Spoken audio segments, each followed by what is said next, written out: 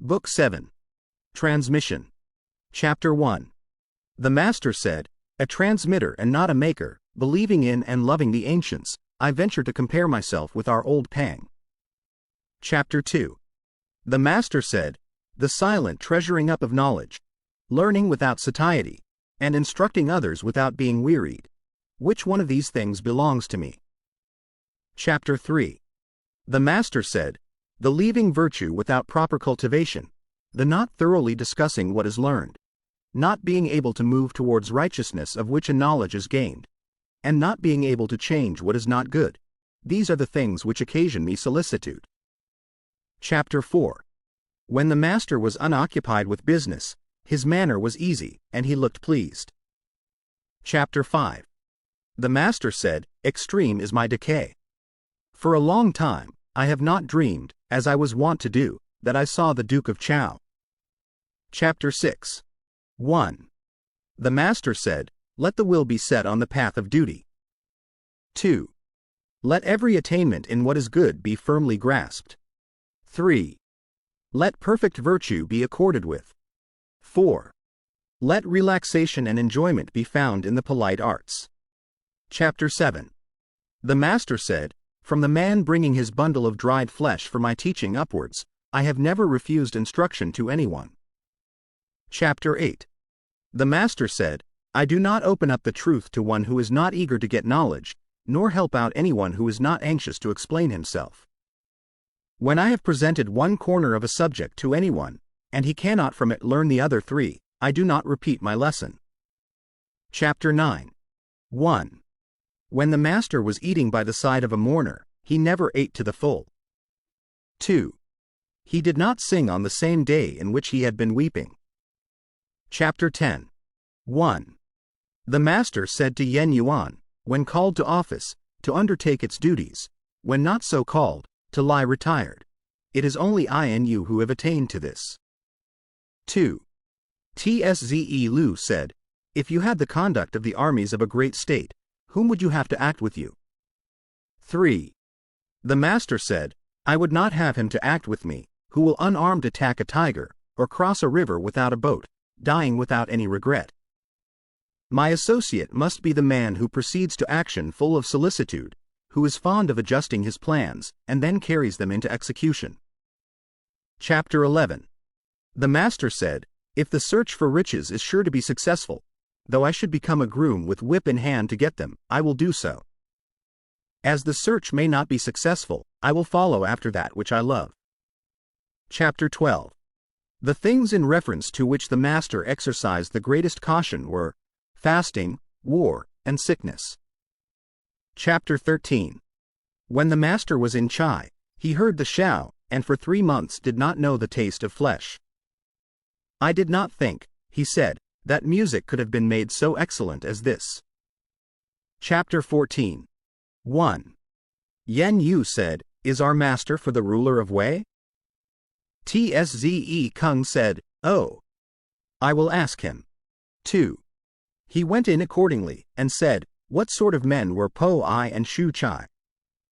They were ancient worthies, said the Master. Did they have any repinings because of their course? The Master again replied, they sought to act virtuously, and they did so. What was there for them to repine about?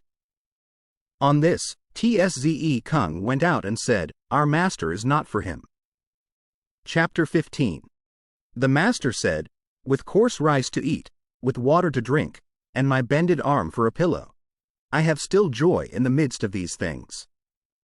Riches and honors acquired by unrighteousness are to me as a floating cloud. Chapter 16. The Master said, if some years were added to my life, I would give 50 to the study of the Yi, and then I might come to be without great faults. Chapter 17. The Master's frequent themes of discourse were the odes, the history, and the maintenance of the rules of propriety. On all these he frequently discoursed. Chapter 18. 1. The Duke of Shay asked Tzze Lu about Confucius, and Tzze Lu did not answer him. 2.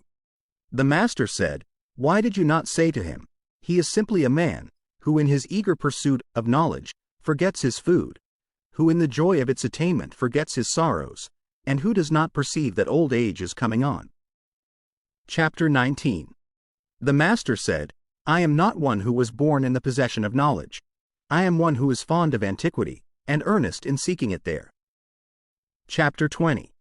The subjects on which the Master did not talk were extraordinary things, feats of strength, disorder, and spiritual beings.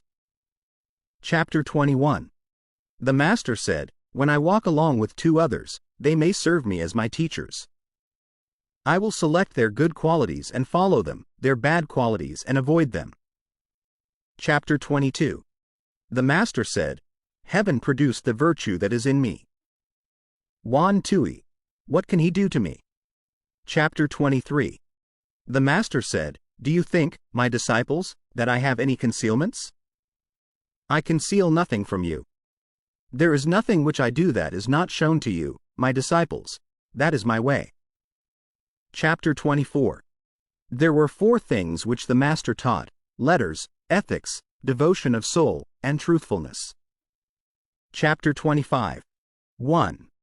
The Master said, a sage it is not mine to see. Could I see a man of real talent and virtue, that would satisfy me? 2. The Master said, a good man it is not mine to see. Could I see a man possessed of constancy, that would satisfy me? 3. Having not and yet affecting to have, empty and yet affecting to be full, straitened and yet affecting to be at ease. It is difficult with such characteristics to have constancy. Chapter 26. The Master angled, but did not use a net. He shot, but not at birds perching. Chapter 27. The Master said, there may be those who act without knowing why. I do not do so. Hearing much and selecting what is good and following it, seeing much and keeping it in memory, this is the second style of knowledge. Chapter 28. 1. It was difficult to talk profitably and reputably with the people of Hu Sang, and a lad of that place having had an interview with the Master, the disciples doubted. 2. The Master said, I admit people's approach to me without committing myself as to what they may do when they have retired. Why must one be so severe? If a man purify himself to wait upon me, I receive him so purified, without guaranteeing his past conduct. Chapter 29. The Master said, is virtue a thing remote? I wish to be virtuous, and lo! Virtue is at hand. Chapter 30. 1. The Minister of Crime of Chan asked whether the Duke Chao knew propriety, and Confucius said, he knew propriety. 2. Confucius having retired, the minister bowed to Wu Ma Chai to come forward, and said, I have heard that the superior man is not a partisan. May the superior man be a partisan also? The prince married a daughter of the house of Wu, of the same surname with himself, and called her, the elder Tzee of Wu. If the prince knew propriety, who does not know it? 3. Wu Ma Chai reported these remarks, and the Master said, I am fortunate. If I have any errors, people are sure to know them. Chapter 31. When the Master was in company with a person who was singing, if he sang well, he would make him repeat the song, while he accompanied it with his own voice. Chapter 32. The Master said, in letters I am perhaps equal to other men, but the character of the superior man, carrying out in his conduct what he professes, is what I have not yet attained to. Chapter 33. The Master said, the sage and the man of perfect virtue, how dare I rank myself with them? It may simply be said of me, that I strive to become such without satiety, and teach others without weariness. Kung Shi Hua said, this is just what we, the disciples, cannot imitate you in. Chapter 34. The Master being very sick, Tzee Lu asked leave to pray for him. He said, may such a thing be done? Tzee Lu replied, it may. In the eulogies it is said, prayer has been made for thee to the spirits of the upper and lower worlds. The Master said, my praying has been for a long time. Chapter 35. The Master said, extravagance leads to insubordination, and parsimony to meanness. It is better to be mean than to be insubordinate. Chapter 36. The master said, "The superior man is satisfied and composed. The mean man is always full of distress." Chapter 37. The master was mild, and yet dignified, majestic, and yet not fierce, respectful, and yet easy.